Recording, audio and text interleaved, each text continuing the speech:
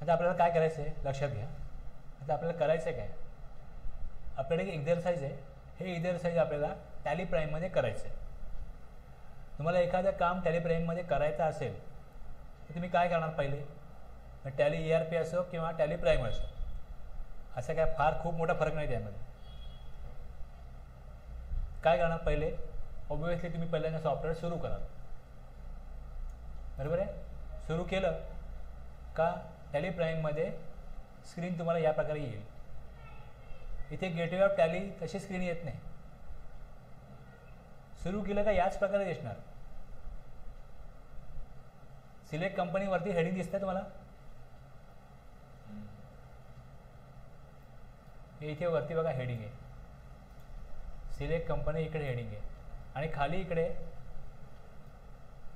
या एवढ्या कंपनीज आहेत, लिस्ट ऑफ कंपनीज. जर तुम्हाला डेटा पाथ चेंज करायचा असेल तुम्ही ते पाथ चेंज करू शकता. इथे सिलेक्ट पाथचा पण ऑप्शन आहे, दिसतोय तुम्हाला, बघा तुमच्या समोर ही स्क्रीन आली. ही स्क्रीन आल्यानंतर तुम्हाला इकडे सिलेक्ट कंपनीवरती आहे, खाली तुम्हाला इथे क्रिएट कंपनी आहे, इथे पिरियडचा ऑप्शन आहे, स्पेसिफाय पाथ दिला आहे, सिलेक्ट फ्रॉम ड्राईव्ह पण दिलं आहे. ठीक आहे. आणि तुम्ही ॲरो कीजने इकडे सिलेक्ट करू शकता. हे ॲरो कीजने असा कीबोर्डवरून जर कराल ते तुम्हाला दिसते. याचा डिफॉल्ट पाथ कुठला आहे, C Tally Prime data.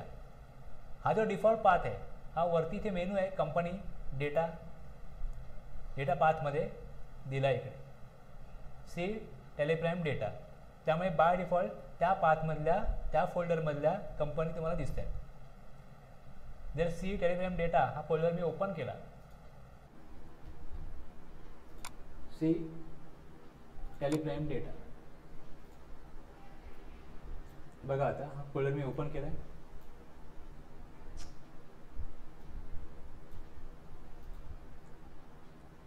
Computer C Tally Prime data आहे.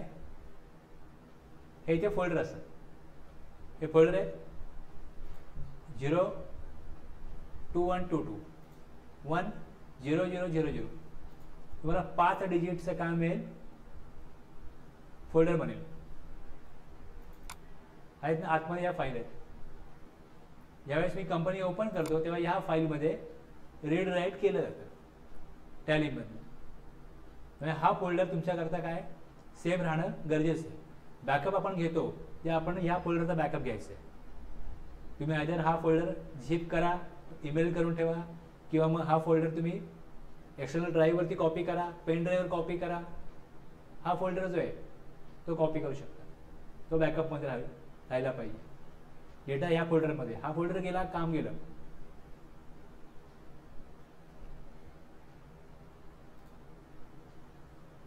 क्रिएट कंपनी म्हणतो मी,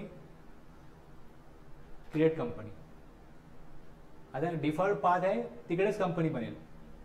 जर मला वेगळ्या पाथमध्ये बनवायचे असेल, इथे स्पेसिफाय पाथ आहे, सिलेक्ट फ्रॉम ड्राईव्ह आहे, ऑप्शन आहे स्पेसिफाय पाथ. मग इथे मी पाथ दिला,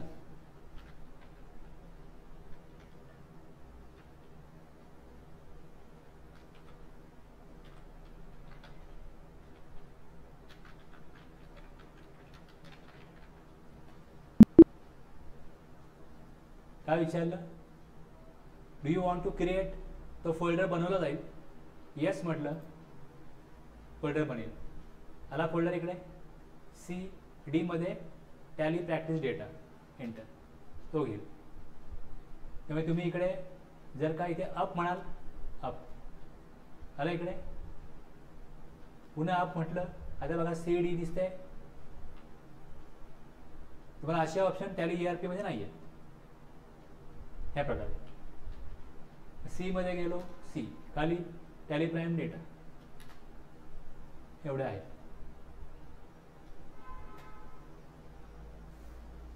काय केलं मी, कंपनी पाथ डिफॉल्ट पाथ पण चेंज करून दाखवला, नवीन फोल्डर बनवून दाखवला, आणि त्या मला सी मध्येच काम करायचं. नाव काय कंपनीचं, नॅशनल ट्रेडर्स.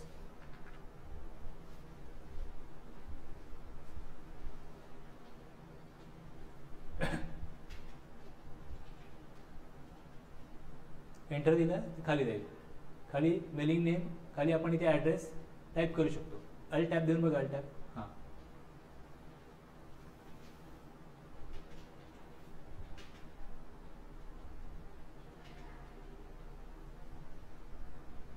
तुम्ही तुमच्या गरजेप्रमाणे खाली पण लिहू शकता. एकाच लाईनला लिहिलं पाहिजे असं काय गरज नाही. जसं तुम्हाला प्रिंट यायला पाहिजे असेल त्याप्रमाणे तुम्ही लिहू शकता.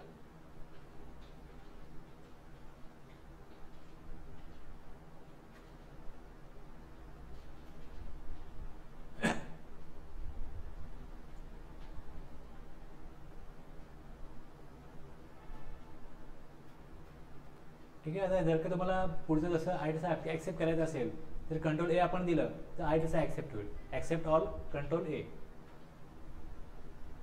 त्यानंतर काय होईल, कंपनी क्रिएशन सक्सेसफुली असं आहे हेडिंग आलं.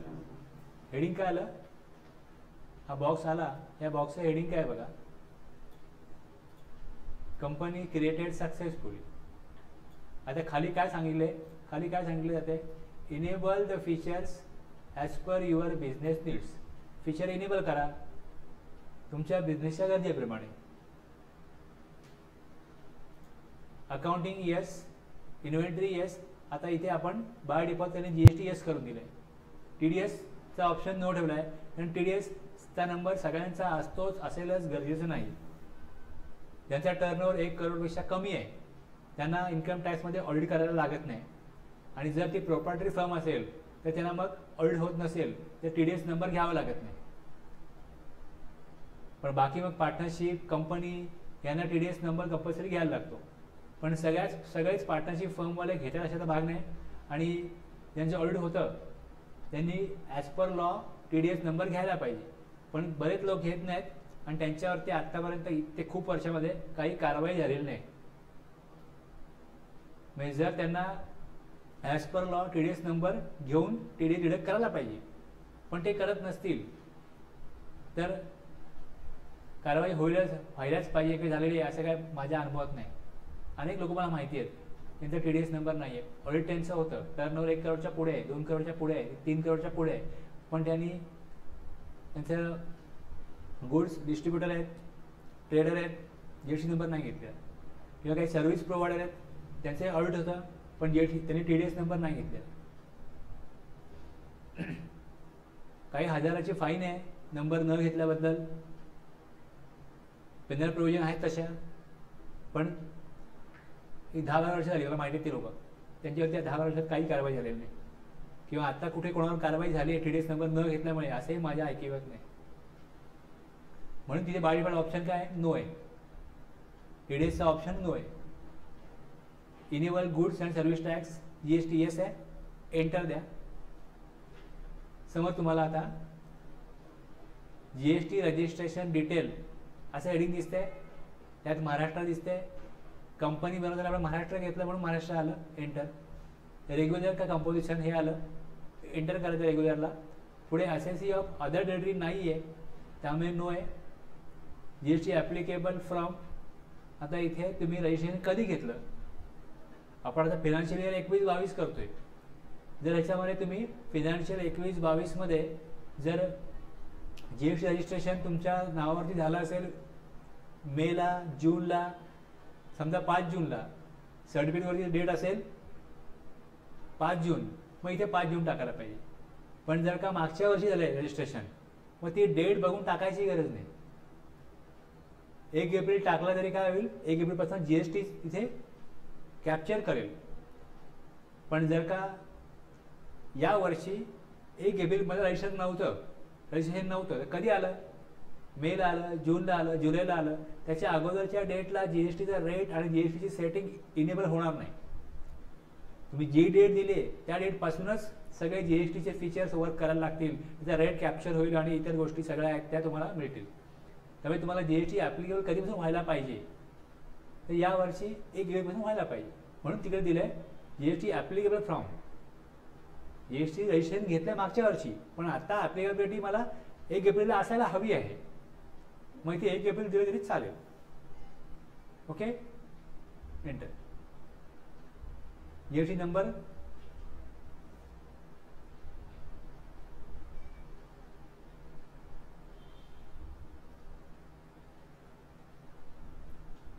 AFNPK.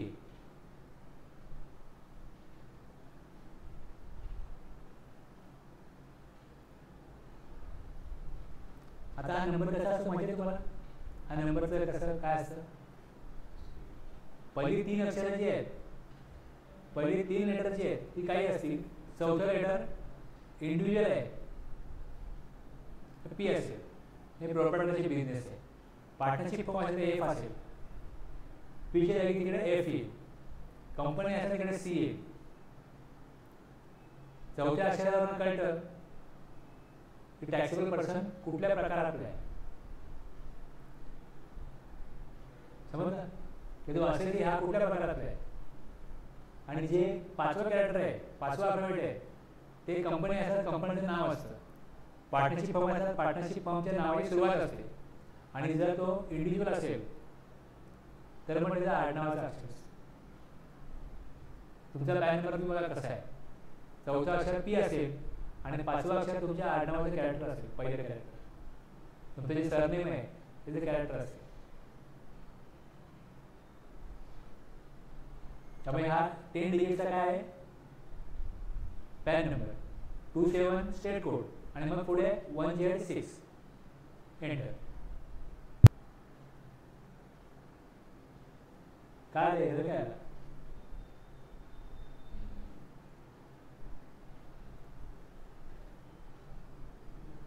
असं काय आलं थांबायचं, वारल्याच्या पुढे जायचं नाही.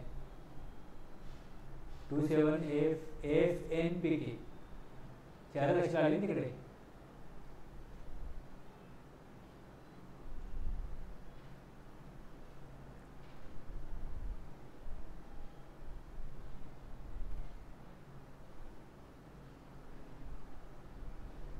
आता याच्यामध्ये ऍडिशनल फीचर मध्ये गेला तुम्ही तर काय दिसतं पुढे? Sale alter GST rate detail. आता जीएसटी रेट द्यायचा आहे तुम्हाला इथे. येस स्वरूप काय येतं? आता इथे तुमच्याकडे एकच प्रोडक्ट आहे, समजा एक मॅन्युफॅक्चर आहे, त्याच्याकडे एकच प्रोडक्ट आहे आणि त्यावरती एकच जीएसटी रेट आहे. तर इथे रेट देऊ शकतो. इथे एजेशन कोड देऊन इथे रेट देता येतो. हे कोणाकरता उपयुक्त आहे? जर एखाद्या कंपनीमध्ये एकच प्रोडक्टचं मॅन्युफॅक्चरिंग होतं, ते कंपनी लेवलला रेट डिफाईन करू शकतात. ठीक आहे. खाली जो रेट आहे टॅक्सेबिलिटी एंटर करून एजेशन राहू दे, टॅक्सेबल मध्ये खाली आहे ना टॅक्सेबल दिलं enter. Is reverse charge tax कोण करणार आहे? सप्लायर जर टॅक्स कलेक्ट करून भरत असेल तर नॉर्मल चार्ज आहे. आणि तुम्ही रिसिपिएंट आहात किंवा तुमच्या रिसिपिएंटला टॅक्स जमा करायचा आहे तर रिव्हर्स चार्ज येस येईल. म्हणजे ट्रान्सपोर्टर जर असेल तर ट्रान्सपोर्टर काय करतो? आपली सर्व्हिस देतो. 5% टॅक्स जमा करायचा आहे. तो ट्रान्सपोर्टर ज्याला सर्व्हिस दिली त्याच्याकडनं कलेक्ट नाही करत. ट्रान्सपोर्टर फक्त त्याच्या भाड्याचे पैसे घेतो.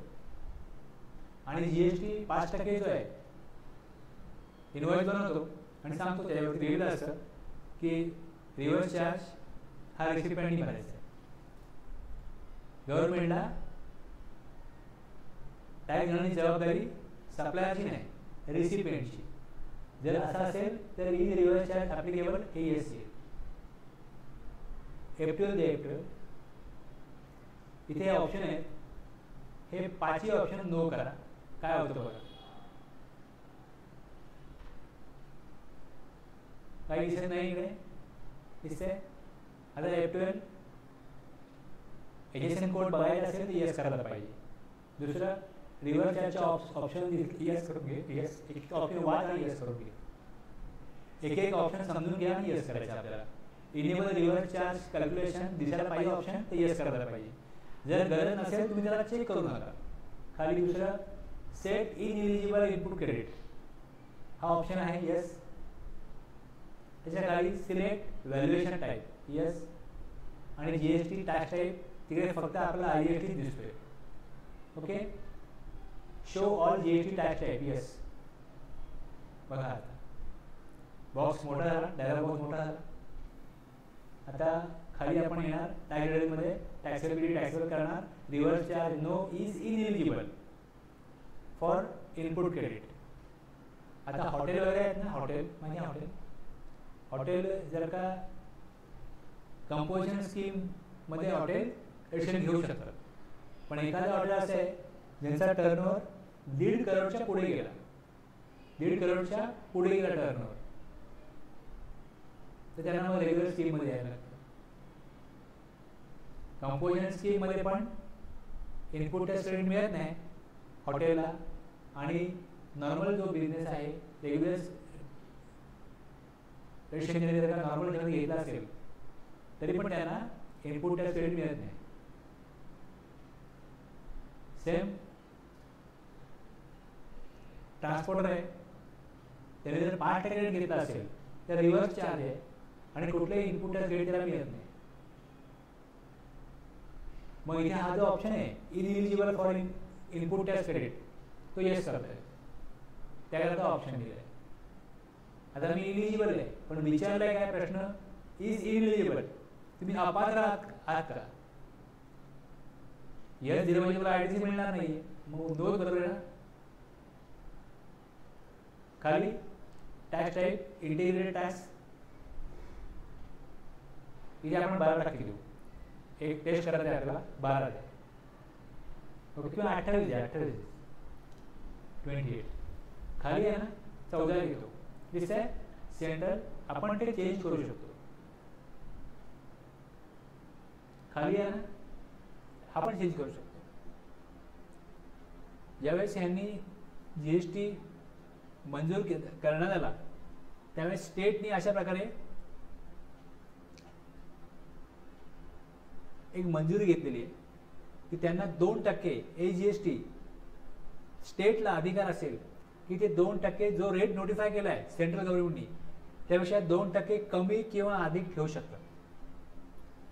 अजूनपर्यंत तरी कुठल्या स्टेटने असं केलेलं नाही. तुम्हाला मी बोलतो ना वॅटमध्ये कसं आहे, वॅटमध्ये की अगोदर प्रत्येक स्टेटनी पहिले आपल्याकडे सेल टॅक्स होता आणि 2005 पासून मग वॅट ॲप्लिकेबल करण्यात आला. पण हे स्टेट तयार नव्हते, स्टेट आहे ना तयार नव्हते. चाललंय बरं चाललंय, समजलं का? बदल नको. परत तुम्ही बदल केला आणि मग वॅटमध्ये नुकसान झालं तर सेल टॅक्समध्ये वेगळ्या प्रकारे कर आकारणी आणि त्याचं जे प्रोसिजर्स आहेत ह्या सगळ्या वेगळ्या होत्या आणि वॅटमध्ये वेगळ्या होत्या. मग value addition, input tax credit असे कन्सेप्ट जे आहेत ते त्यात नव्हते. त्यामुळे हा नवीन प्रकारामध्ये आपल्याला नुकसान झालं तर गडबड नको व्हायला. त्यामुळे सगळे राज्य एकच त्यांनी काय केलं, कायदा बनवला आणि तो सगळ्या राज्यांना दिला.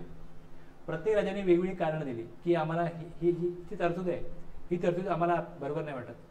मग त्यांना सेंट्रल गव्हर्नमेंटने सांगितलं की ठीक आहे, आम्ही तुमच्याकरता आम्ही एक ॲक्ट डिझाईन करतो, तुम्ही तुमच्या राज्याच्या गरजेप्रमाणे काही बदल त्यामध्ये करू शकता, पण वॅट घ्यायचा. आज आपण जीएसटी बघतोय ना, जीएसटीच्या अगोदरची लेवल ही वॅट असते. जीएसटी हा वॅटच आहे, पण हा देशस्तरावरचा वॅट आहे.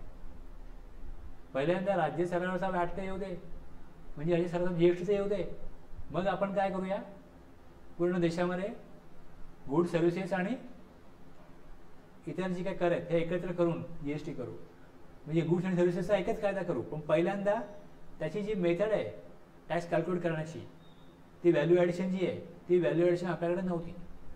मग 2005 मध्ये राज्यांना काही फ्रीडम देण्यात आला आणि त्या फ्रीडमप्रमाणे त्यांनी थोड्या तरतुदी बदलल्या आणि रेट पण त्यांना तुम्ही इच्छेप्रमाणे ठेवू शकता हा पण त्यांना अधिकार देण्यात आला.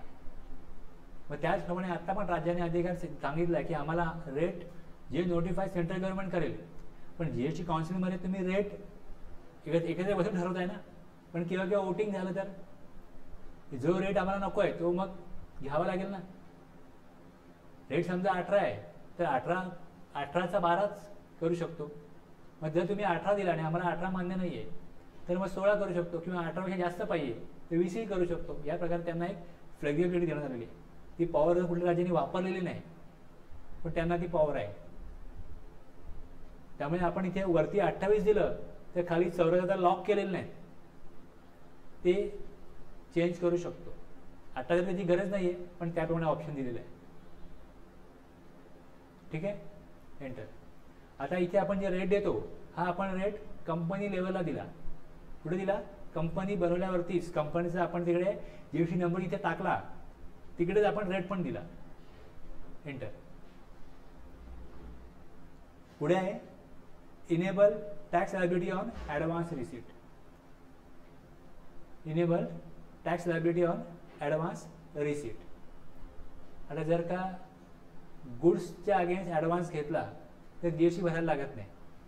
गव्हर्नमेंट हवा होता, पण मग मार्जिनच मॅन्युफॅक्चरिंग कंपन्यांना 2%, 3%, कोणाला 5% असं मार्जिनच असतं. आणि जर का जीएसटीचा रेट 18%, 28%, तुम्ही 40% रेट लावणार आहात, तर ॲडव्हान्स घेतला, ॲडव्हान्स द्यायला लागला तर आमच्याकडे पैसे पाहिजेत ना, कॅपिटल तर पाहिजे, भांडवल तर पाहिजे. त्यामुळे गुड्सवरती काय, गुड्सचे ॲडव्हान्स सर्व्हिस टॅक्समध्ये पहिल्यापासून ॲडव्हान्स घेतल्यावर टॅक्स द्यावा लागतो. त्यामुळे सर्व्हिस टॅक्सच्या सेक्टरला काय सवय होती, पण गुड्सच्या केसमध्ये कुठल्याच राज्यामध्ये कधीच ॲडव्हान्सवर टॅक्स नव्हता. त्यामुळे तसा लॉ बनवण्यात आला, पण तो लॉ नंतर मग शिथिल करण्यात आला. आता तरी गुड्सवरती ॲडव्हान्सवर टॅक्स घेतला जात नाही. सर्व्हिस प्रोव्हायडरचा असेल तर त्याला मात्र ॲडव्हान्सवर टॅक्स द्यायला लागतो. ॲडव्हान्स जर घेतला टॅक्स द्यायला लागतो. जर गरज असेल तर तो ऑप्शन यूज करायचा. दुसरं, enable tax liability on reverse charge. जर तुम्ही ट्रान्सपोर्टरकडनं सर्व्हिस घेत असाल, जर तुम्ही ट्रान्सपोर्टरकडनं सर्व्हिस घेत असाल आणि ट्रान्सपोर्टर तुम्हाला 12% जीएसटी लावत नसेल, तर मग 5% रिव्हर्स चार्जच्या, म्हणजे एकच सप्लाय आहे. सप्लाय कसला आहे? ट्रान्सपोर्ट सर्व्हिसचा आहे, पण त्याचे रेट दोन आहेत. एक 12% आणि दुसरा 5%. फॉरवर्ड चार्जमध्ये 12% रेट लागतो आणि रिव्हर्स चार्जमध्ये 5% रेट लागतो. फॉरवर्ड चार्जमध्ये 12% रेट लागतो, त्यावेळेस इतर गुड्स सारखं, सर्व्हिसेस सारखं, गुड्स ट्रान्सपोर्ट एजन्सी, त्याला जीटीए म्हणतात, तो रजिस्टर असतो आणि तो 12% टॅक्स कलेक्ट करतो सप्लायरकडनं, सॉरी रिसिपियंटकडनं, आणि तो गव्हर्नमेंटकडे जमा करतो. नॉर्मल चार्ज 9(1) प्रमाणे 12%. पण 9(3) सेक्शन जो आहे त्यामध्ये असे सांगितलंय की जिकडे शक्य नाहीये फॉरवर्ड चार्ज, तिकडे रिव्हर्स चार्जमध्ये टॅक्स जमा करावा. शक्य नाही म्हणजे बघा कसं आहे, शक्य नाही म्हणजे शक्यता किंवा कॉम्प्लिकेशन्स आहेत, गुंतागुंत आहे, किंवा रिकव्हरी करायला त्रासदायक आहे. अशा वेळेला फॉरवर्ड चार्ज न घेता रिव्हर्स चार्ज ही दुसरी मेथड वापरली जाते. इन्शुरन्स कंपनीज किती आहेत? 2, 4, 5, 10, 50 असतील ना. आणि इन्शुरन्स एजंट किती आहेत? हजारोमध्ये आहेत ना. आता या हजारो लोक ज्या वेळेस इन्शुरन्स कंपनी करता काम करतात, सर्व्हिस देतात, त्याच्यावरती टॅक्स पाहिजे गव्हर्नमेंटला.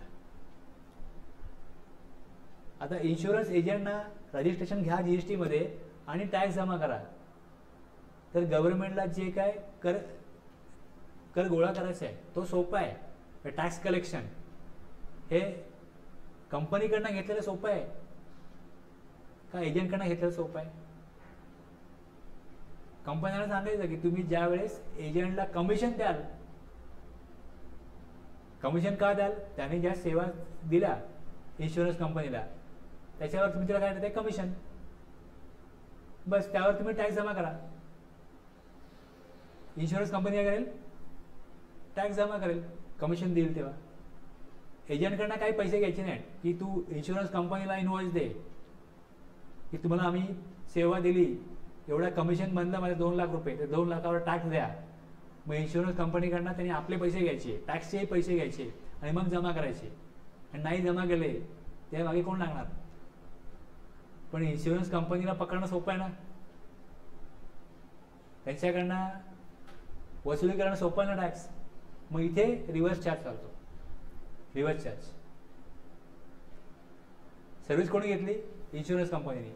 मग इन्शुरन्स कंपनीला सांगितलं की तुम्ही सर्व्हिस घेतली तर तुम्ही त्याच्या सर्व्हिसच्या अगेन्स्ट जेव्हा पेमेंट कराल तुम्ही त्याचा टॅक्स तुम्हाला लायबिलिटी आहे. हे पॉसिबल आहे ना. मग रिव्हर्स चार्ज आहे का? तुम्ही अशी कुठली गुड सर्व्हिस घेता का त्याच्यावर गव्हर्नमेंट रिव्हर्स चार्ज मध्ये टॅक्स मागतो. आता हा रजिस्टर्ड पर्सन आहे, हा नंबर दिलाय, हा रजिस्टर्ड पर्सन आहे, बरोबर आहे. आता ह्या पर्सनला काय करायचं आहे, जेव्हा तो गुड्स किंवा सर्व्हिसेस सप्लाय करेल त्याला टॅक्स कलेक्ट करायचा आहे.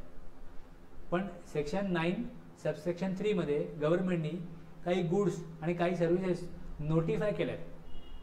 नोटिफाय केल्यात ज्यामध्ये फॉरवर्ड चार्जमध्ये टॅक्स घेतलाच जात नाही, रिव्हर्स चार्जमध्येच टॅक्स घेतला जातो. म्हणजे गव्हर्नमेंटकडे टॅक्स पोचेल तो त्याच पद्धतीने पोचेल, गव्हर्नमेंट कसं पाहिजे. आता मी रजिस्टर्ड पर्सन आहे, मी माझा एखादा बिझनेस करतो आणि सेम त्याच वेळेस मी लीगल ॲडवायझर पण आहे.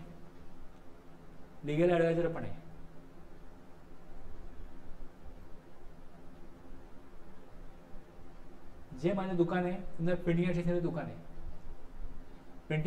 दुकान आहे, मी जे गुड्स परचेस करीन GST देऊन परचेस करीन आणि जे गुड्स विकेन सप्लाय करीन, आउटवर्ड सप्लाय करीन, त्यात मला GST कलेक्ट करायचं आहे, बरोबर आहे. पण माझ्याकडे GSTचा नंबर आहे. पण जर मी लीगल सर्व्हिस देईन, त्याच्यावरती मी टॅक्स कर आकारणा करणार नाही, मला अधिकार नाही तो. मी लिहीन इनव्हॉइस वरती की इथे टॅक्स रिसिपियंटने द्यावा. लीगल सर्व्हिस मध्ये रिसिपियंट टॅक्स जमा करतो, सप्लायर नाही.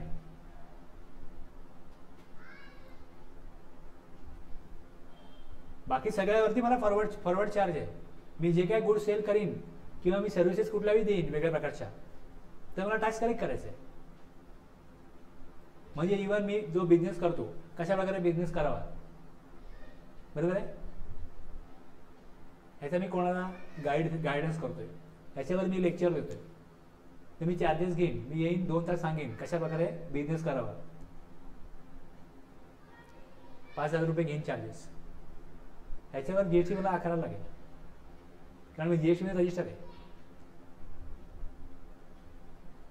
पण अशा काही सर्व्हिसेस आहेत किंवा काही गुड्स आहेत ज्याच्यामध्ये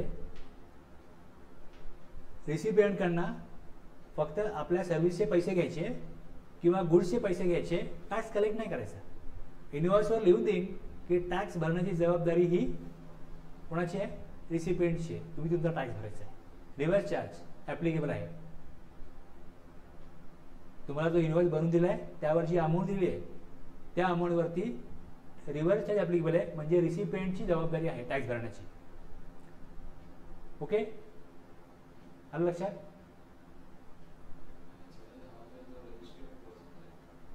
हां, आता आपण अकाउंटिंग कोणाचं करतोय, तर जो रजिस्टर्ड पर्सन त्याचा करतोय.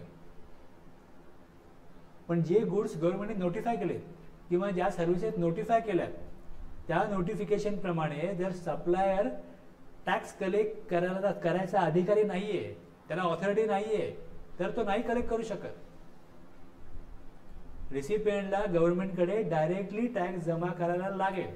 Point to be noted.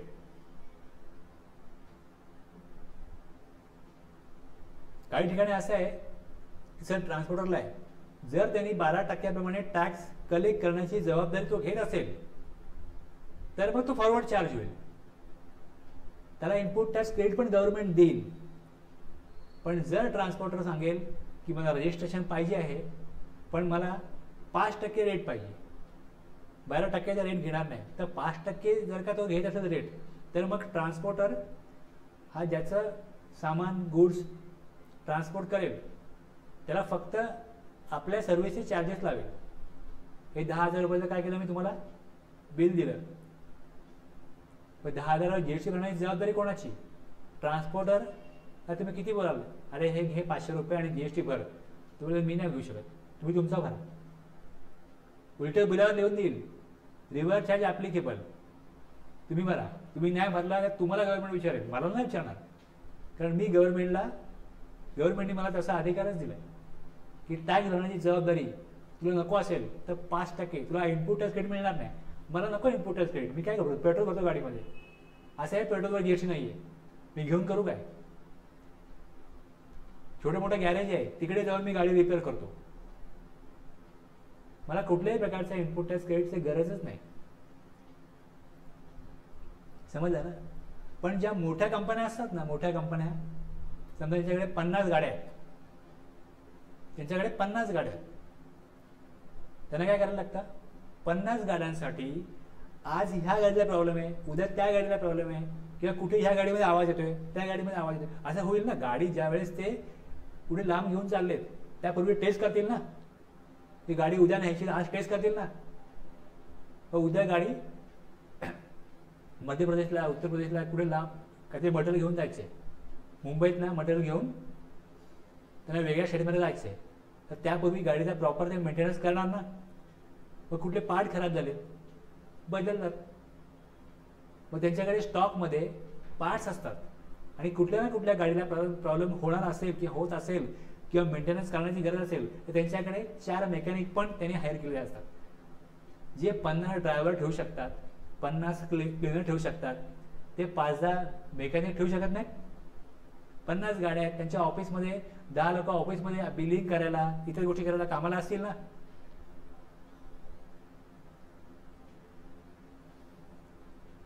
कळतं ना आकाश?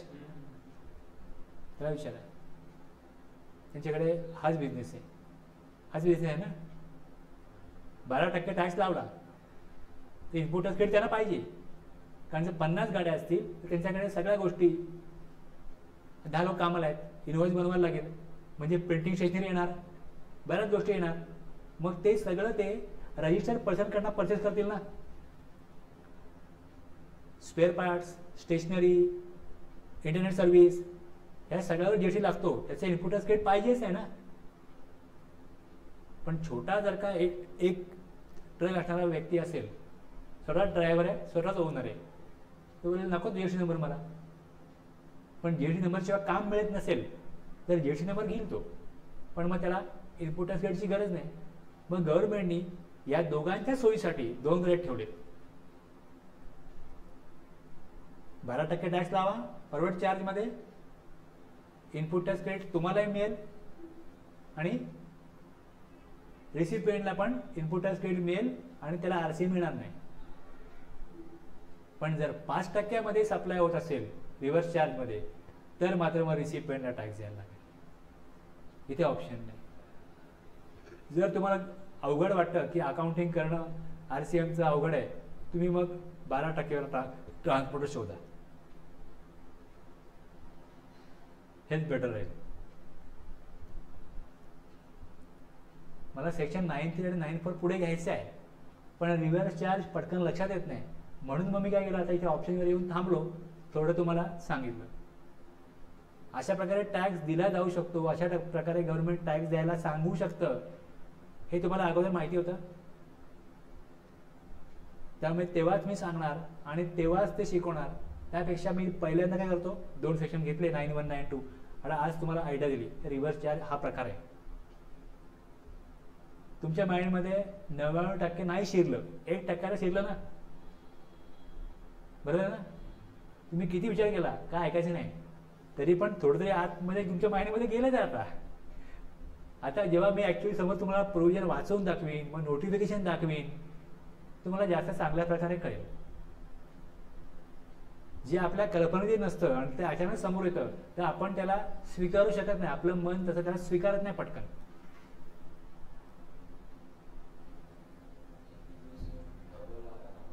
हा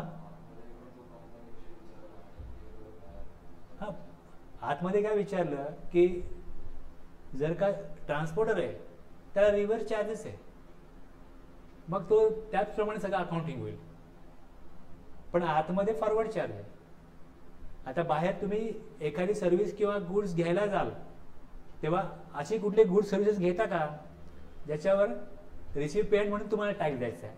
ह्या पॉइंट ऑफ व्ह्यू हा प्रश्न आहे. आतमध्ये सप्लायर रजिस्टर पर्सन जो आहे तो फॉरवर्ड चार्ज घेणार आहे, रिव्हर्स चार्ज घेणार आहे. तर ट्रान्सपोर्टरने रिव्हर्स चार्ज मध्येच घ्यायचं आहे, तर मग त्याच प्रकारे आतमधला प्रश्न तसा होता. आता बाहेरचा प्रश्न, तुम्ही फॉरवर्ड चार्जमध्ये आहात, पण तुम्ही अशी गुड सर्व्हिसेस घेणार आहात का की ज्यात रिव्हर्स चार्ज ॲप्लिकेबल होईल? तर मग तसा ऑप्शन तुम्हाला काम करताना दिसेल. जे तुमच्या गरजेचं नाहीये ते समोर येणारच नाही. हे टॅली कसं आहे माहिती का, हे बुफे डिनर सारखं आहे.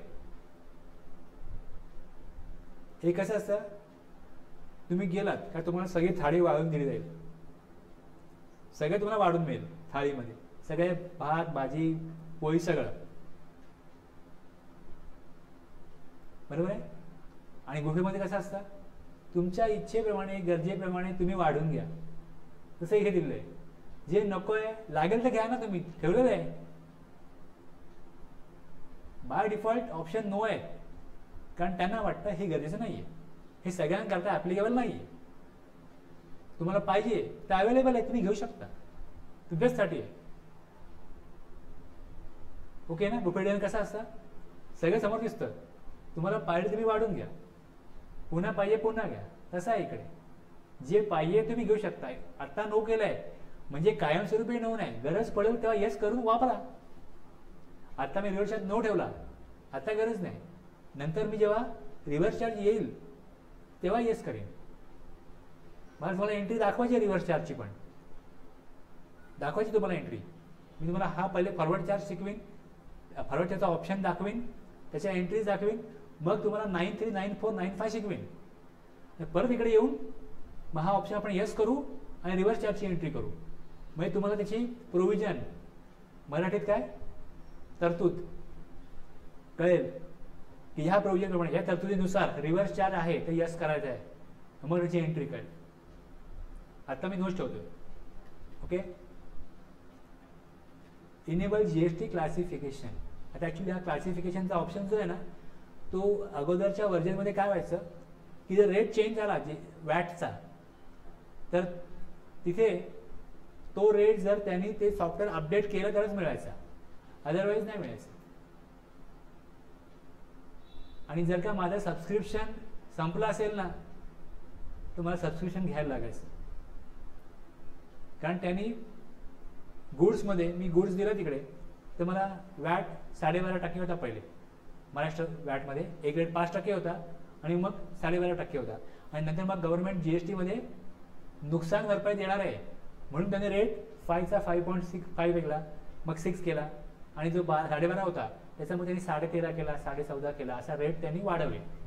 कारण तुमचं शेवटच्या वर्षामध्ये किती वॅट कलेक्ट झाला होता, त्याच्यात तुम्हाला काहीतरी 14% नुकसान भरपाई, सॉरी 14% वाढ जर पुढच्या वर्षी झाली नाही तुमच्या रेव्हेन्यूमध्ये त्या राज्याच्या, तर त्याला नुकसान भरपाई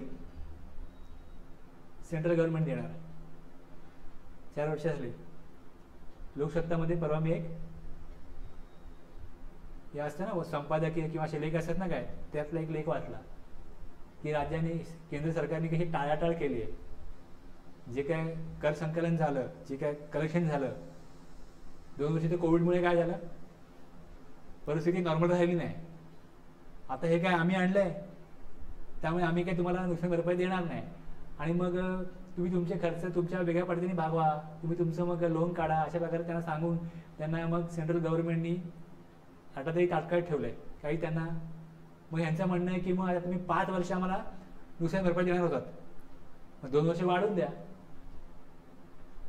म्हणजे अशा प्रकारे कोविडमुळे काय झालं, अनएक्सपेक्टेड सिच्युएशनमुळे आमचं टॅक्स कलेक्शन कमी झालं ना, तुमचं म्हणणं असं आहे, मग 2 वर्ष वाढून द्या पुढे. जो कालावधी 17, 18, 19, 21 संपणार होता तो आम्हाला 25 पर्यंत द्या. म्हणजे यांना 2 वर्ष एक्स्ट्रा पाहिजे ना, काही 4 वर्ष मागतात.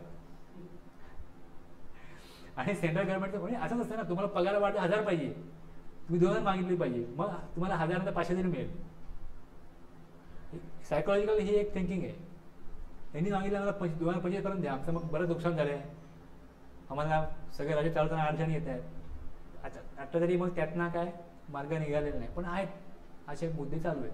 पेपरात तुम्ही वाचत असाल तुम्हाला या गोष्टी कळते, हे न्यूजमध्ये येतात अशा गोष्टी. आणि नॉर्मली जे सरकार विरोधी न्यूजपेपर असतात ना, त्यामध्ये अशा गोष्टी नक्की येतात.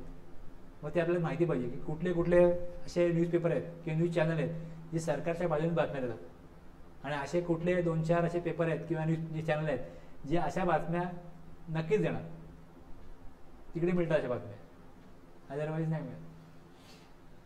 त्यामुळे क्लासिफिकेशनचा ऑप्शन हा जुन्या व्हर्जनमध्ये होता, त्याचं त्यावेळेस सबस्क्रिप्शन जर असेल तरच चेंज करायचं होतं.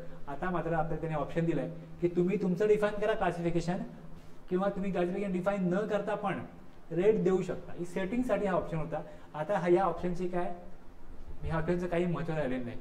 हा ऑप्शन तेवढा गरजेचा राहिलेला नाही, कारण युजर आपल्या गरजेप्रमाणे वाटेल तेव्हा रेट डिफाईन करू शकतो, रेट बदलू शकतो. ते रिस्ट्रिक्शन जे होतं पहिले ते राहिलं नाही. पुढे प्रोव्हाइड LUT बॉन्ड डिटेल. जर का मी LUT ॲप्लिकेशन दिलं लेटर ऑफ अंडरटेकिंगचं, तर मग मला इथे नंबर येतो, तो नंबर टाकायचा इकडे, आणि त्याची मग जे ॲक्नॉलेजमेंट मी दिलेलं आहे त्या ॲक्नॉलेजमेंट नंबर इथे टाकायचा, आणि कुठल्या डेटला मी ॲप्लिकेशन दिलं ते अप टू 31 मार्च या डेटमध्ये मला स्पेशल इकॉनॉमिक झोनमध्ये म्हणजे स्टेजमध्ये किंवा देशाबाहेर जर का गुड्स पाठवले तर मग किंवा सर्व्हिसेस दिल्या त्याच्यावरती काय होईल, GST लागणार नाही. एक्सपोर्टसाठी तुम्हाला उपयोग होतो याचा. Without payment of GST export करता येतं. ओके, जर नसेल हे पण नो द्यायचं. EBA बिल आहे का, EBA बिल ॲप्लिकेबल आहे का, आता मी काय याच्यावर बोलत नाही, तेच मी नो देतो ऑप्शन. ओके, इनवॉइसिंग ॲप्लिकेबल हे पण नो देतो. कंट्रोल कंपनी बनली, फीचर सेट केलं, जर हे इथनं गेल्यानंतर तुम्हाला काय फीचर परत सेट करायचे असतील, F11 की आहे,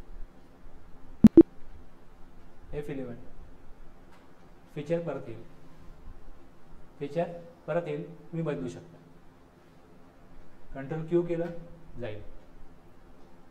तर वरती बघा तिकडे Alt K कंपनी आहे, फीचरला आहे F11. बस कंपनी मेन्यूमध्ये तुम्हाला company create, alter, change, select, shut आहेत ना ऑप्शन. जर इथे याला मी अल्टर दिलं, अल्टरमध्ये जाऊन तुम्ही हे ऑप्शन ॲड्रेस वगैरे काय चुकलं असेल, काय राहिलं असेल टाकायचं, किंवा हे सगळं अल्टरेशन करता ऑप्शन आहे. Alt K मध्ये चेंज म्हटलं, दुसरी कंपनी ओपन करायची आहे, किंवा इकडे वरती पण ऑप्शन आहे अल्टर, सिलेक्ट, हे सगळं येईल. चेंज कंपनी ऑप्शन दिला तर हे असं वगैरे येतं. आत्ता जी आपली कंपनी बनली त्याचं 10,016 हा नंबर आला त्याला. इथे बघा 10,000 नंबर आला असता, पण 10,000 नंबर वापरला गेलाय. मग 10,001 आला असता, तोही वापरला गेलाय. कंटिन्युएशनमध्ये इकडे 10,016 15 नंतर होता, त्यामुळे याने 16 घेतला. पुढे हा जो 28 आहे, जेव्हा 16, 17, 18, 19, 27 पर्यंत वापरला जाईल, मग 28 वापरला गेलाय, मग 29 येईल. किती वाजता बनलंय, 22/9 डेट दिसते, आणि पुढे 8:32 आहेत ना. कंपनी आपण त्या डेटला बनवली.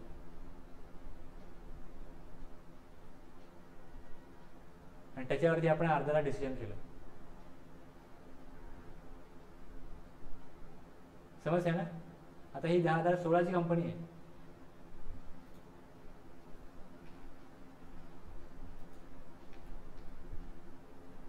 मी याला क्लोज करायला गेलो तर कंपनी शट, कंट्रोल F3, समोर कंपनी बंद झाली. 10,016 आहे ना, 10,016. आता याला मी इथे मास्टर करता अल्टर आहे, इथे कंपनी करता अल्टर आहे.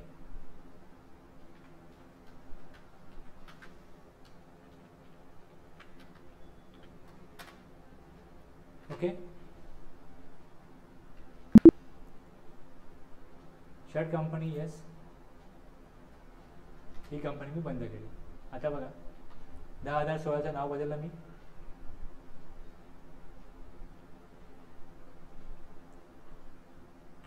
10,016 होतं काय? सगळ्यांना मी इथे तेच देतो, मग कोणाचा कुठला कसं करणार? त्यामुळे तो नंबर महत्वाचा आहे. मी नावही थोडं बदललं, बॅच कोड टाकला तिकडे, एंटर. इथपर्यंत तुम्हाला काही अडचण येण्याची गरज मला तरी वाटत नाही. मी सगळ्या गोष्टी वेल एक्सप्लेन केल्यात. आता इथे बघा तुम्हाला चार्ट ऑफ अकाउंट्स आहे. म्हणजे अगोदर आपण इथे एक बघितलंय, तरी पण तुम्ही अगोदर सगळं विसरून गेलात असं समजून तुम्हाला मी डिस्क्रिप्टिव्हली सगळं सांगितलं कंपनी बनवण्याचं. चार्ट ऑफ अकाउंट्स काय होतं, पहिले जेव्हा मी तुम्हाला सांगितलं त्यावेळेस तुमच्यामध्ये आणि माझ्यामध्ये तेवढं लिंक एस्टॅब्लिश झाली नव्हती. मे बी तुम्ही किती घेतलं किती नाही मला माहीत नाही. नाटक कसं असतं, नाटक ज्यावेळेस रंगमंचावरती आणतात ना, तेव्हा पहिले काही प्रयोग आहेत, मे बी 10 प्रयोग 25 प्रयोग, ते नाटक सगळ्या कॅरेक्टरमध्ये लिंक एस्टॅब्लिशमेंट होण्यात जातं आणि नंतर मग ते एकमेकांशी काय होतं, युज टू होतात आणि मग पुढचे प्रयोग रंगत जातात. तसं असतं. पहिले 3, 4, 5 जे काय मी सेशन घेतो त्यामुळे तुमची आणि माझी लिंक फ्रिक्वेन्सी मॅच होण्यात जातं. त्यामुळे पहिल्यांदा मग त्याला थोडंसं आपण इंट्रोडक्शन घेऊया GSTचं, मग थोडं कंपनीची बनवायची घेऊया. याच्यामध्ये 4, 5, 6 सेशन झाल्यानंतर मग हळूहळू तुम्हाला किती लवकर समजू शकेल किंवा तुम्हाला तुम्ही चांगल्या प्रकारे ऐकताय, तुम्हाला जास्त डिटेलमध्ये सांगायला पाहिजे किंवा तुम्हालाही माझी काय सवयी सांगण्याच्या बोलण्याच्या त्याला पण तुम्ही काय होतात, युज टू होतात. म्हणजे तुमची आणि माझी एकमेकांबद्दल देण्या घेण्याची जी काय प्रोसेस आहे ती चांगल्या प्रकारे व्हायला लागते. त्यामुळे अगोदर मी तुम्हाला किती सांगितलं त्यात तुम्हाला किती कळलं ह्यात मी जात नाही. मला आता वाटतं की हा पॉईंट तुम्हाला परफेक्टली कळला पाहिजे.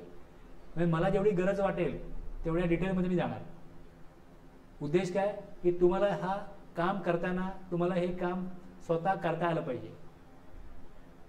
हे एक्झरसाइज मी केल्यानंतर मग तुम्हाला मी दुसरं एक्झरसाइज करायला देईन, ते ह्याच्याहून थोडं कॉम्प्लिकेट असेल पण तुम्हाला ते करता आलं पाहिजे. त्यात मी सगळं सोल्युशन देईन एक्झरसाइजमध्ये, पण तुम्हाला करायचं आहे ते आणि तुम्हाला ते करता आलं पाहिजे आणि तुम्हाला कळलं पाहिजे. तुम्ही केलं तर तुम्हाला कळणारच आहे. पण आता पहिल्यांदा मी जेव्हा तुम्हाला कंपनी बनवताना सगळ्या गोष्टी सांगतोय ह्याच्यामुळे काय होईल, तुमचा एक माइंडसेट तयार होतो. त्याकरता मी एवढा वेळ घेतोय. लेजरला गेलो. लेजर 4 कॅटेगरीमध्ये असतात. एक असेट, दुसरं लायबिलिटी, तिसरं एक्सपेन्सेस, चौथं इन्कम. आता यांनी बघा तुम्हाला इकडे 4 ग्रुप पाडूनच दिलेत. त्याला ERP मध्ये या प्रकारे नाही आहेत.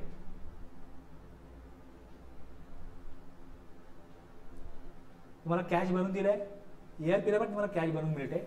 2 लेजर तुम्हाला बनवून मिळतात, एक प्रॉफिट अँड लॉस आणि दुसरं कॅश.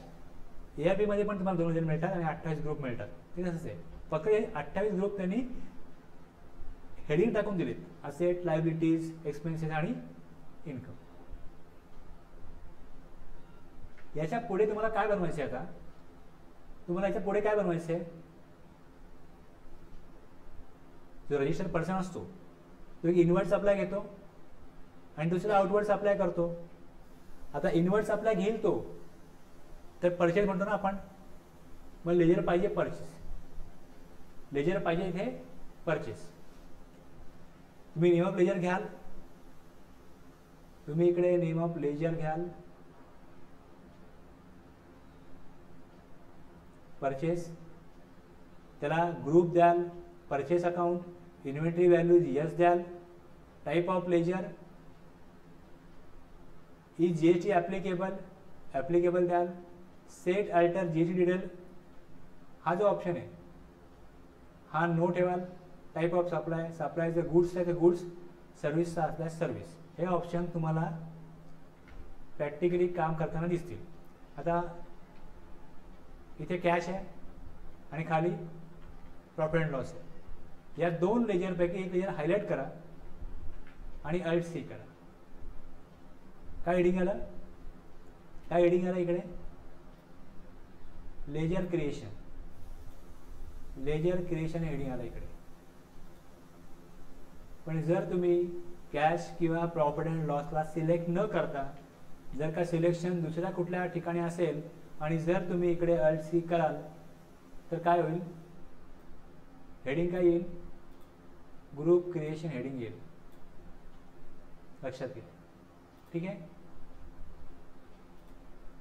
कळलं? काय करायचं आहे आता? 2 लेजर बनवायचे, एक परचेस आणि एक सेल्स. बनवू शकाल? बनवा.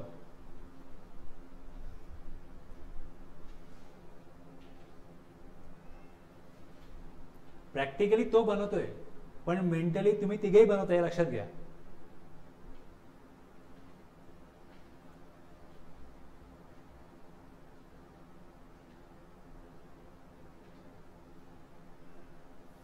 GST applicable? ऍप्लिकेबल. खाली तो जो ऑप्शन आहे तो यस सध्या करून दाखव काय होतं यस. आता बघा इथे यस केलं ना मी, तर खाली रेट आहेत, इथे रेट द्यायचा आहे. आता मी इथे रेट देणार नाही, तर रेट कुठनं घेईल? रेट दिला आपण 28%, रेट कुठनं घेईल? कंपनी लेवलला घेईल. कंपनी बनवली आपण तेव्हा रेट दिला ना तिकडे, आठवत आहे ना, तो रेट घेईल तो. आणि जर मी इथे रेट दिला तर मग कंपनी लेवलचा रेट वापरला जाणार नाही, हा रेट वापरला जाईल. वेगवेगळ्या लेवलला आपण रेट देऊ शकतो. आपण आपापल्या गरजेनुसार रेट द्यायचा आहे. आता आपण बघतोय तिकडे आपण दिला 28% ना, तो कसा बघतोय बघायचा आपल्याला. त्यामुळे हा ऑप्शन आपण नो ठेवला, याला आपण आता क्लोज करूया. जस्ट मी तुम्हाला जागा दाखवली, इकडे जागा आहे, पण ही जागा आपण वापरत नाही. इथे आपण जीएसटी डिटेल नो म्हणतोय, पुढे जातोय गुड्स एंटर. खाली गेला का? कुठे खाली गेला? इथे एक्सप्रेस मध्ये गेला ना, परचेस. परचेसला सिलेक्ट करायचा आणि एलसी केलं होईल ना, सेल्स साठी सेल घ्या, सेल्स.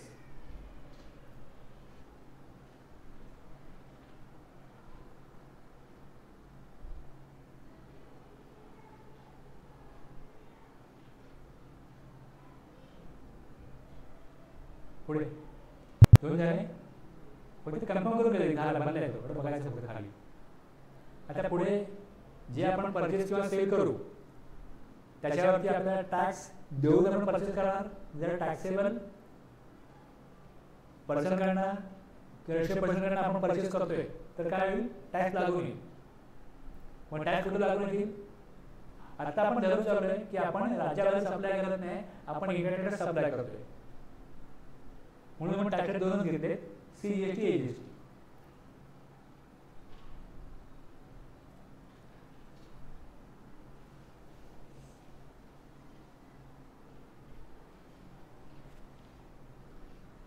आता जीएसटी सिलेक्ट केल्यानंतर खाली पण ऑप्शन दिसतात 4.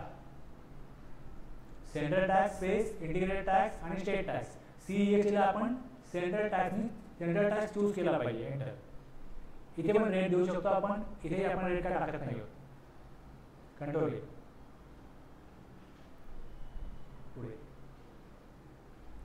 आला वरती बनला. शक्यतो काय जो बनला ना त्याला हायलाइट करायचा. ही सवय चांगली आहे की सीजीएसटी आता बनवला आपण, तो बघितला त्याला हायलाइट केला, एलसी एजीएसटी.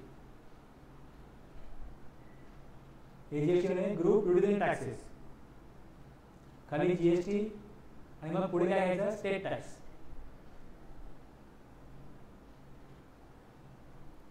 झालं. पुढे supplier A, customer B.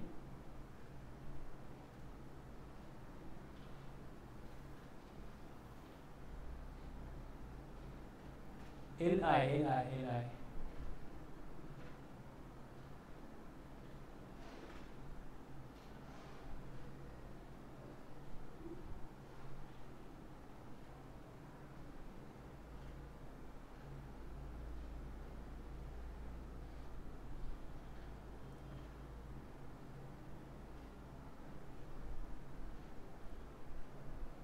GST number copy करता येईल तिकडे ना, कॉपी करून घ्या. Registration type regular,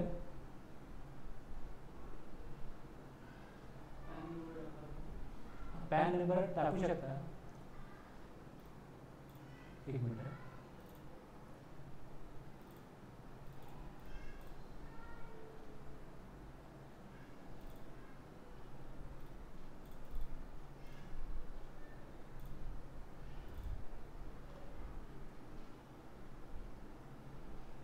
control V.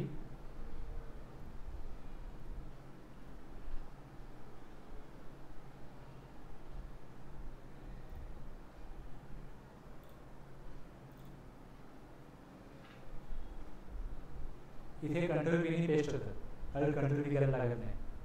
ARB मध्ये बघा पुढच्या एंड.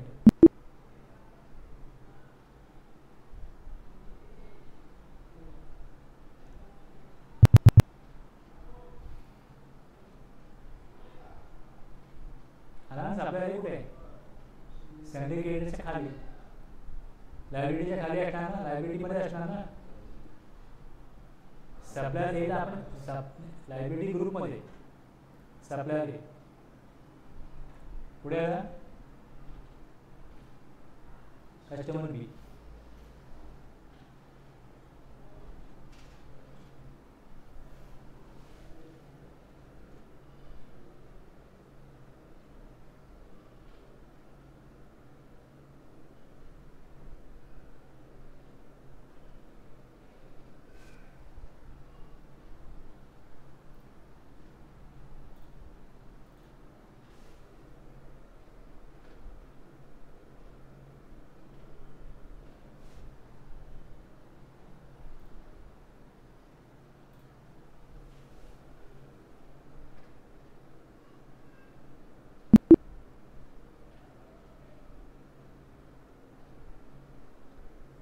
फक्त खात्री करून घ्यायची आता हे कुठे जाईल, डेटा असेट मध्ये जाईल. असेट वरती आहे ना. बस 4 ग्रुप आहेत ना, तुम्हाला एवढं पहिले क्लिअर पाहिजे. लेजर बनवण्यासाठी कुठे जाणार आपण किती लेजर, युनियन टॅक्सेस लायबिलिटी आहे, लायबिलिटी जाईल. क्रेडिट लायबिलिटी क्रेडिट जाईल. सेल परचेस खाली आहे ऑप्शन, एक्सपेन्शन आणि इन्कम मध्ये. सेल कुठे गेला, सेल कुठे गेला, इन्कम मध्ये गेला. बस पहिल्यापासून आपण जे काम करतोय आपण कधी विचारपूर्वक करत नाही, होशपूर्वक करत नाही. सगळ्यात पहिली गोष्ट हे होशपूर्वक करायला केलं पाहिजे.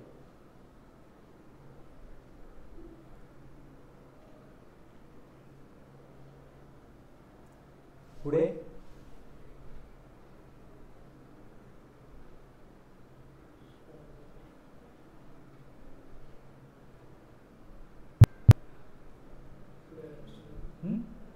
आता इथे बघा काय ऑप्शन दिसत आहे,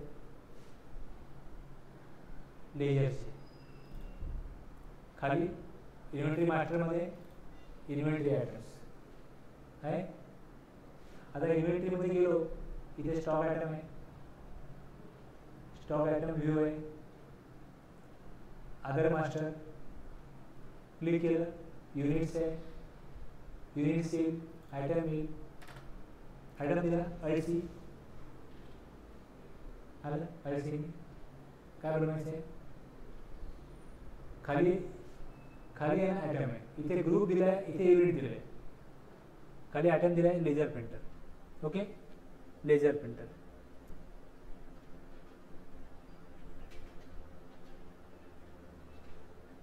आपण ग्रुप बनवून घेतला नाही, बरोबर आहे. ग्रुप बनवून नाही घेतला, ग्रुप वरती दिला होता. हा ग्रुप आहे, ऑफिस आणि हाऊसहोल्ड हे 2 ग्रुप आहेत. आता ऑफिस ग्रुपमध्ये टाकायचा आहे तो, टॅलीमध्ये Alt+C इथे करायचं. इथे पण खाली ऑप्शन आहे सेल अल्टर GST डिटेल, इथे पण ऑप्शन आहे. आपण स्टॉक ग्रुपमध्ये पण GST डिटेल देऊ शकतो, लेजरला पण ग्रुपमध्ये देऊ शकतो. आता आणखी एक जागा सापडली, कंट्रोल आहे. हा ग्रुप बनला, युनिट पण पहिले बनवायला पाहिजे होतं, नाही बनवलं. इथे बनवू शकता, Alt+C करा.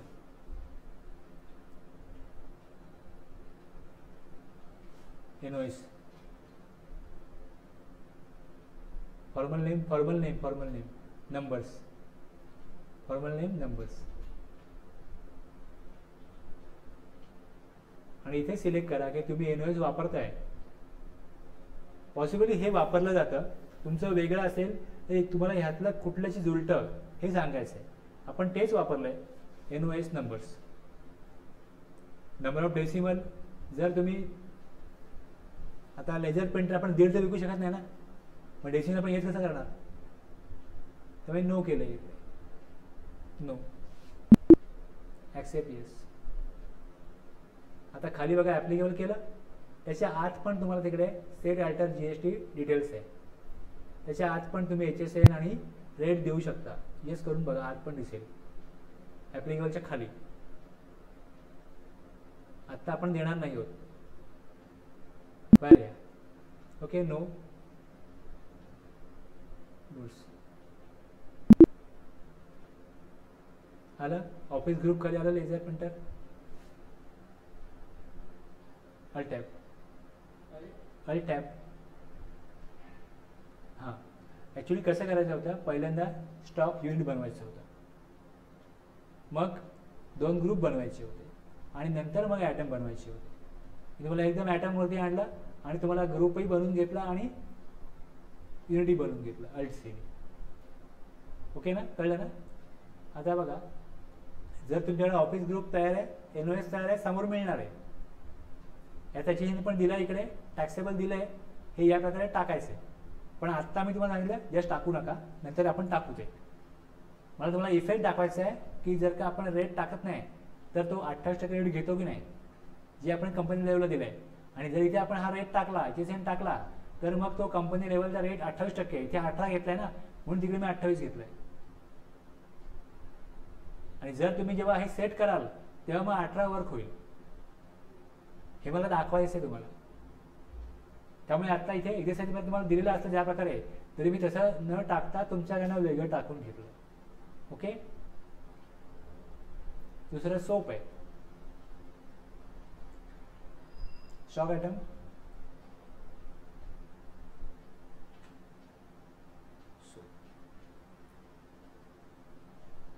SOAP enter.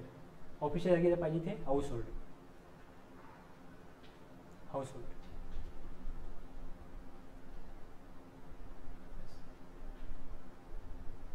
इनवॉइस, बस हे आहे तसंच. 2 ग्रुपमध्ये 2 आयटम आलेले आहेत. आता इथे हा रिपोर्ट पण दिसतो, डिस्प्ले मोर रिपोर्टमध्ये बघा. डिस्प्ले मोर रिपोर्टमध्ये काय दिसतं बघा, टॅलीत येऊन वरती गो टू आहे, त्यात पण दिसेल, किंवा मग इथनं बाहेर या, मोर रिपोर्ट म्हणूनच बघा, खाली आहे ना डिस्प्ले मोर रिपोर्ट, सेकंड लास्ट ऑप्शन, त्यामध्ये खाली GST रिपोर्ट्स, खाली कुठला ऑप्शन दिला आहे, GST rate setup, alt F1 detail. आतमध्ये तुम्ही दिलेले रेट बघा आता काय दिसतंय. आपण कंपनीला दिलं ना 28%, तर मग आता 28% दाखवतो. आता ह्याची एंट्री बघा, मला मी एंट्री करून दाखवतो.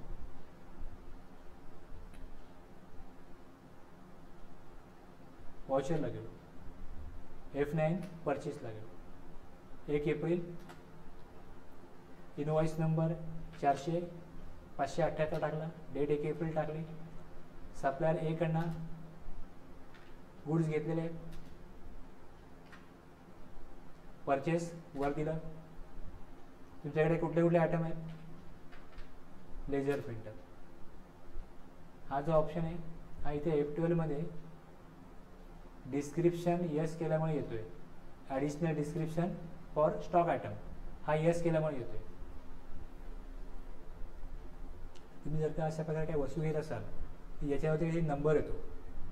जसं मी इन्व्हर्टरची बॅटरी घेतली, यावर नंबर येतो एक, मग ते वॉरंटी लेवलला चेक करतात, त्याच्यावरती पण नंबर आहे, तो चेक करतात. मग तो जो नंबर आहे ना, तो टाकण्याकरता ॲडिशनल डिस्क्रिप्शन फॉर स्टॉक आयटमचा उपयोग होतो. जर नको असेल ते नो करायचं, मग इथे पुढे विचारत नाही. हे जर विचारते तर इकडे तो नंबर टाकण्याकरता त्याचा उपयोग होतो. Additional description for stock item दिसते, हा नो केलं, आता येणार नाही.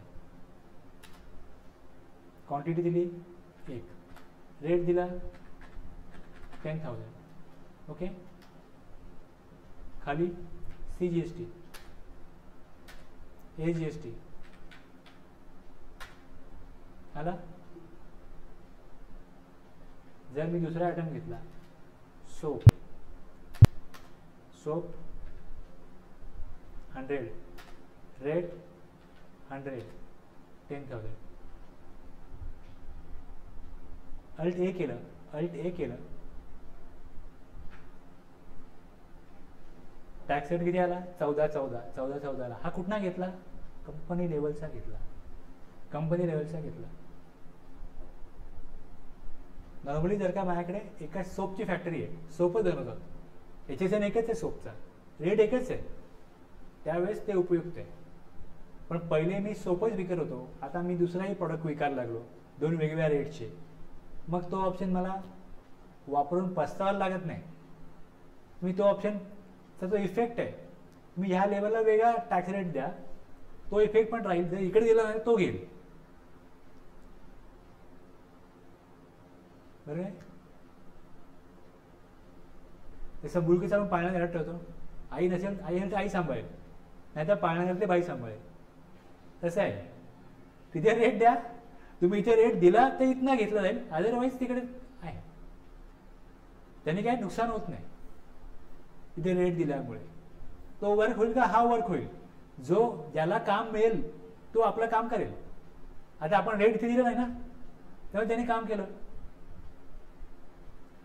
बघा, तुम्हाला टॅली येतं, तुम्हाला मी टॅली शिकवत नाहीये, तुम्हाला मी प्रॉपर कुठे सेटिंग आहे, त्याचा इफेक्टिव्हली कसा वापर करायचा हे सांगतोय, म्हणून मी एवढा वेळ घेतोय. आता आपण काय करायचं? या लेजर प्रिंटरमध्ये जायचं, बरोबर आहे, आणि तुम्हाला इकडे जे त्यांनी दिलेला HSN आहे तो टाकायचा आणि त्याचा रेट टाकायचा आणि काय फरक पडतो बघायचं. ओके, हा HSN कॉपी केला, लेजर प्रिंटरमध्ये कंट्रोल एंटर करू, ॲप्लिकेबल येस करून घ्या, एंटर. खाली HSN मध्ये खाली रेट टॅक्सिबिलिटीमध्ये जायला लागेल, टॅक्सेबल करायला लागेल. रेट 40 किती आहे? 18 आहे ना, 18, 18.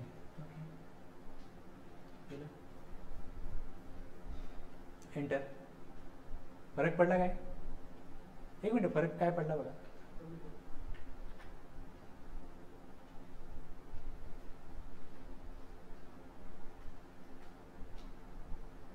अल्ट ए करून बघा तुमच्या हाताने.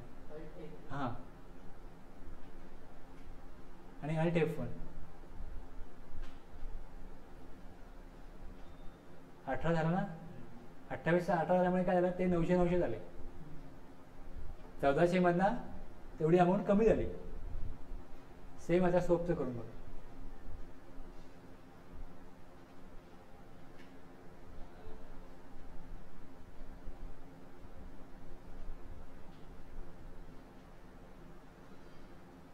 अरे टॅब द्यायला लागेल ना, HSN कॉपी करायला लागेल ना पहिले.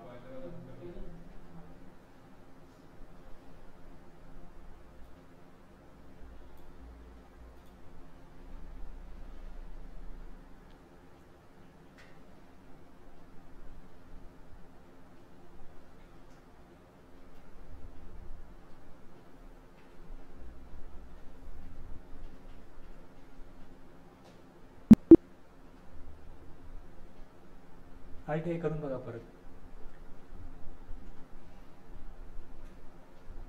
कळलं? सेटिंग कळलं, कंपनी लेवल कळलं, आणि आता आपण कुठे दिलं? इन्व्हेंटरी लेवलला दिलं. इन्व्हेंटरीच्या ग्रुपला पण देऊ शकतो आपण. दिला कुठे? इथे. आता जर का हा रेट जो आहे, जो इकडे दिलाय वरती, हे जे परचेस दिसते ना इकडे, हे जे परचेस आहे,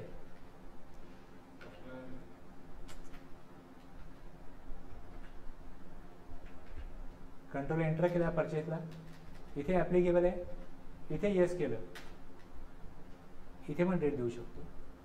जर इथे रेट दिला तर मग हा रेट घेईल, मग युनिटचा रेट घेणार नाही. तर लेवल आहे, पहिल्यांदा कंपनी, मग स्टॉक ग्रुप,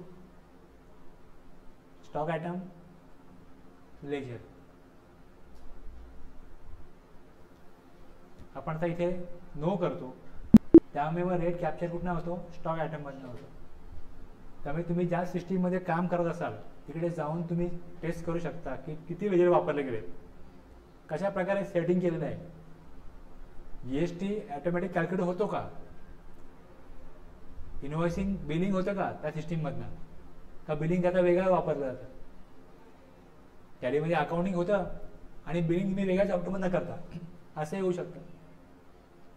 काय लोक असे आहेत त्यांचं अकाउंटिंग करतात ते इकडे, जे कोणाला किती पेमेंट देणे हे बघायला करतात, पण बिलिंग त्यांना बिल वेगळ्या फॉर्मॅट पाहिजे किंवा तशी पद्धत झाली की बिलिंग आपलं जे आउटवर्ड सप्लायचं बिल आहे, बरेचसे कॉन्ट्रॅक्टर वगैरे आहेत त्यांचे ते वेगळ्या प्रकारे बिल बनवतात, टॅलीतनं बनवत नाही. पण जे गुड्सचे डिस्ट्रीब्युटर आहेत, ट्रेडर आहेत, त्यांना हे बिल सुटेबल चालतं, हे बनवतात. त्यामुळे जर तुमच्या सिस्टीममध्ये असेल तर तुम्हाला कुठे सेटिंग दिली आहे, कुठनं कशा प्रकारे, बघा मी एक्झाम्पलला आपण टॅली घेतोय, तुम्ही याच प्रकारे वेगवेगळ्या सॉफ्टवेअरमध्ये तुम्हाला याच प्रकारे सेटिंग मिळेल. लेजर तर असणारच आहे, कारण शेवटी लेजर कुठे गेलं पाहिजे, प्रॉफिट अँड लॉसला गेलं पाहिजे, इन्व्हेंटरीमध्ये इन्व्हेंटरी गेलं पाहिजे, डेटर क्रेडिटरचा आपल्याला बॅलन्स काढला पाहिजे. त्यामुळे त्याच सिस्टम कुठला पण असो, सॉफ्टवेअर कुठलं पण असो, ते वापरण्याची किंवा त्याला सेटिंग देण्याची मेथड, पद्धत, मेनू वेगवेगळा असू शकतो, पण याच प्रकारे साधारणतः काम होतं. तुम्ही एक मोबाईल जर वापरला, दुसऱ्या मोबाईलला काय वेगळा असणार आहे? जे डिव्हाइस आपण वापरतो, एखादी मोटरसायकल तुम्ही घ्याल एखाद्या कंपनीची, मग दुसऱ्या कंपनीची मोटरसायकल काय वेगळा असणार आहे? जो फरक असतो दोन मॉडेलमध्ये ना, तोच फरक असणार आहे दोन सॉफ्टवेअरमध्ये. जर अकाउंटिंग आणि बिलिंग सॉफ्टवेअर आणि ERP सॉफ्टवेअरचा असेल, यात सगळं होणार आहे, तर त्या ERP सॉफ्टवेअरमध्ये याच प्रकारे तुम्हाला ह्या अनुभवावरती तुम्ही ते सॉफ्टवेअर वापरू शकाल. वेगळं शिकायची गरज नाही, थोडेसे एफर्ट्स घ्यायला लागतील, पण लोक कसे यूज टू असतात, घाबरतात, अरे ERPतनं प्राईममध्ये जाऊ की नको, मला जमेल की नाही. कळलं एवढं? आता मी इकडे सेव्ह नाही करत काहीच, यस तुम्हाला मी बेसिक सेटिंग सांगितली, बाकी आपण एक्सरसाइज कंटिन्यू करू तेव्हा पुढे आपल्याला पुढच्या गोष्टी मी अजून एक्सप्लेन करीन. मी इकडे थांबवतो, Ctrl+Q करतो, ENT आपण सेव्ह नाही करायची, इथनं टॅलीतनं बाहेर. ठीक आहे, थांबूया ना.